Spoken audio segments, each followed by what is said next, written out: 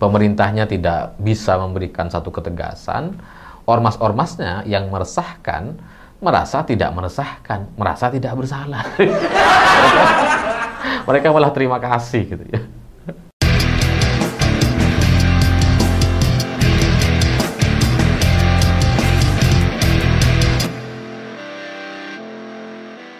Selamat malam semuanya. Di timeline media sosial saya hari ini itu banyak sekali beredar potongan Pak Dudung yang dalam sebuah wawancara tiba-tiba menelpon Hercules, dan dari bahasa atau kalimat atau gestur Pak Dudung seperti kayak bangga sekali bisa menelpon Hercules. Bisa saya telepon. Terus kemudian ditelepon dan terjadilah percakapan antara Pak Dudung dengan Hercules. Dari sini terus terang saya agak kaget gitu, karena ternyata seorang Hercules itu ya sangat akrab sekali dengan Pak Dudung gitu. Dan lebih kaget lagi ketika Pak Dudung bercerita menegaskan bahwa perintah Presiden untuk semua ormas yang meresahkan itu, kata Pak Dudung, akan dibubarkan. Dan Hercules bilang setuju, bubarkan. Loh, lagi mana? Yang mau dibubarkan tuh ormasmu.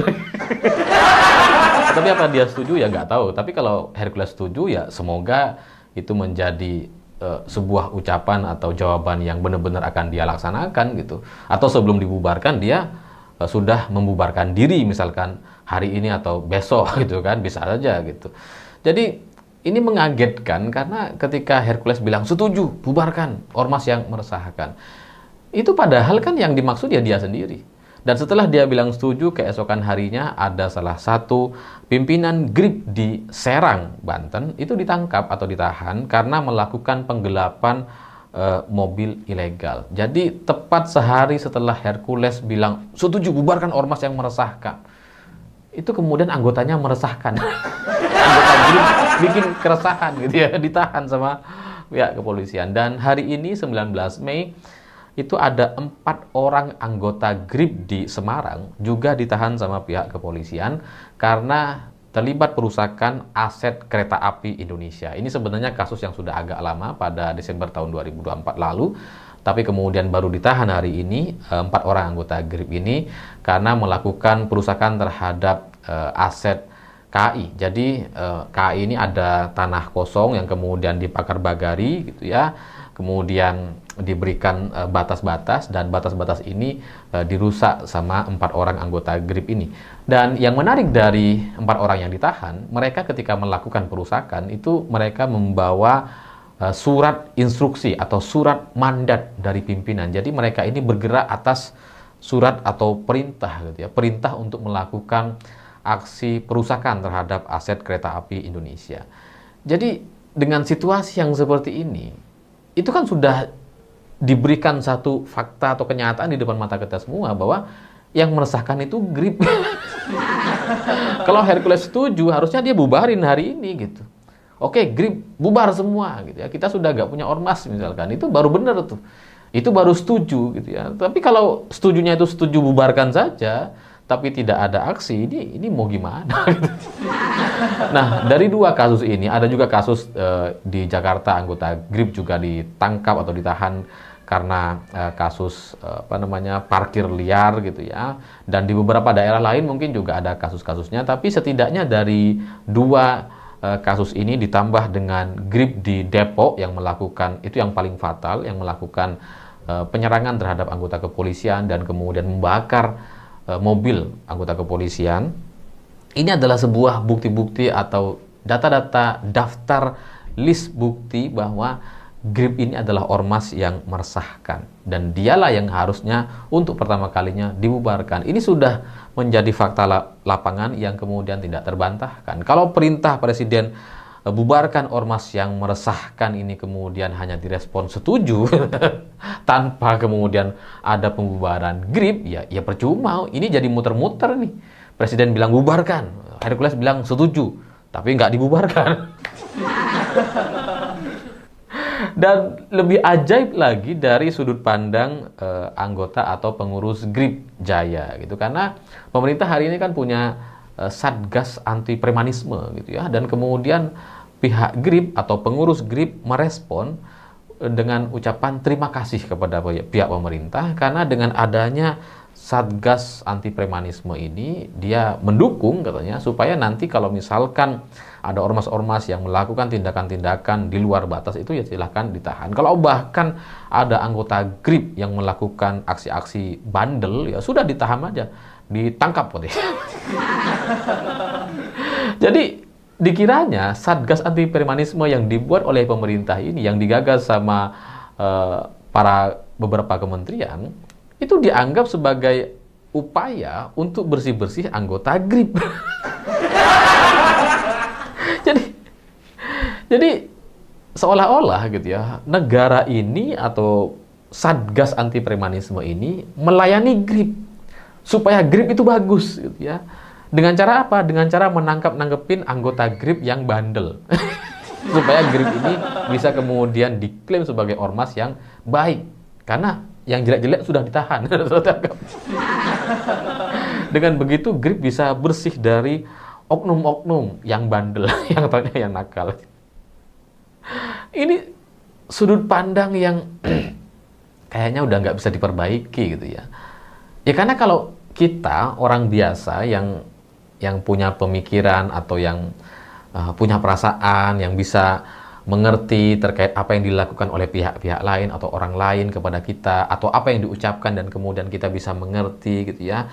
Kalau sudah ada pernyataan bahwa kita bikin Satgas Anti Premanisme, kita bikin instruksi presiden bahwa ormas-ormas ini yang meresahkan itu dibubarkan. Dari dua kebijakan ini, dari dua keputusan ini saja, seharusnya Hercules itu tahu diri bahwa anggotanya itu banyak yang meresahkan. Yang disebut meresahkan itu ya GRIP, nggak ada ormas lain gitu. Kalaupun ada ormas lain, tetap aja kasus-kasusnya di bawah GRIP.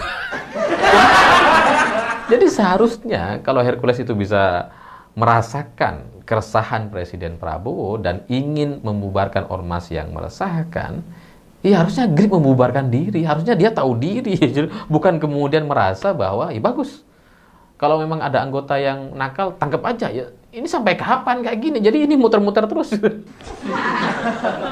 Jadi ya sepertinya memang sudah nasib kita Indonesia untuk bisa menjadi sebuah negara yang ajaib, menjadi negeri 1000 ormas, sehingga ormas-ormas yang meresahkan itu atau yang bikin kekacauan itu tidak bisa dibubarkan. Karena ketika ada instruksi bubarkan, ormas yang meresahkan justru bilang setuju. Seolah-olah bukan mereka yang ingin dibubarkan. Ketika ada kasus anggotanya terlibat kasus, melakukan tindakan-tindakan yang di luar batas atau melawan hukum, wah terima kasih, silahkan tangkap ya. Harusnya kan evaluasi dong.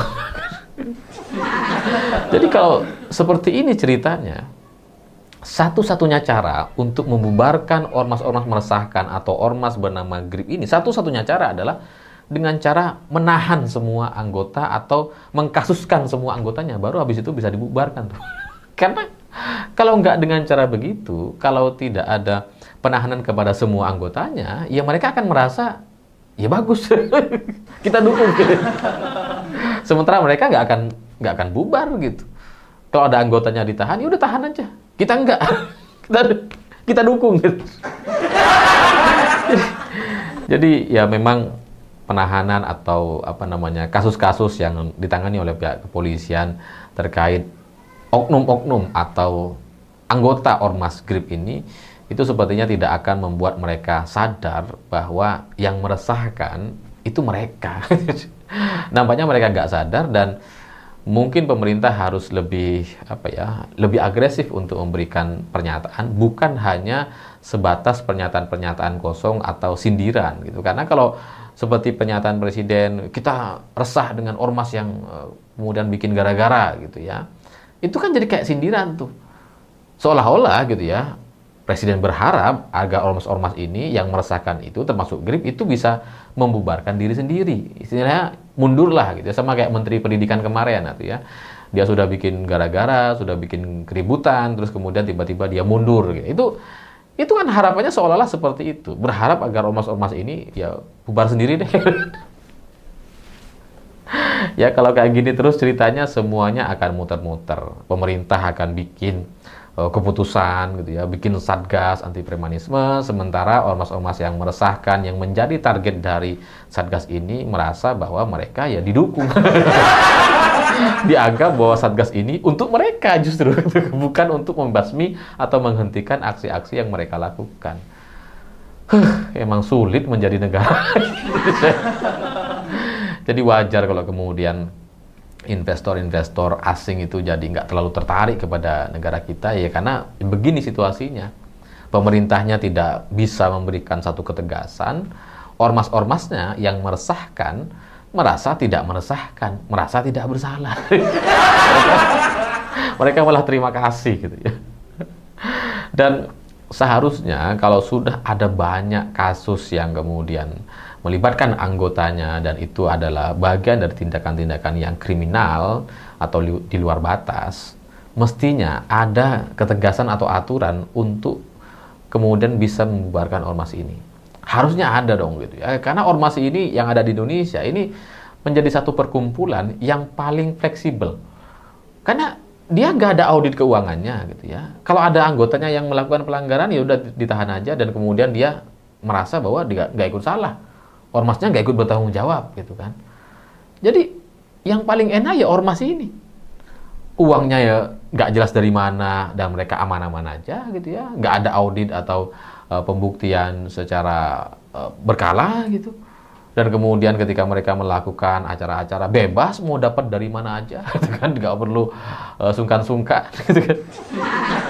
Jadi ini perlu dipikirkan lagi bagaimana cara menata supaya negara ini bisa lebih baik ke depan dan terbebas dari ormas. Karena malulah kita kepada investor asing atau Cina misalkan, kalau di negara lain ada banyak permasalahan yang lebih fundamental, kita masih gagal untuk menertibkan masyarakat-masyarakat yang meminta hak atau meminta uang padahal mereka tidak punya hak apapun atas itu. Saya pikir itu. Terima kasih sudah menonton. Begitulah kura-kura.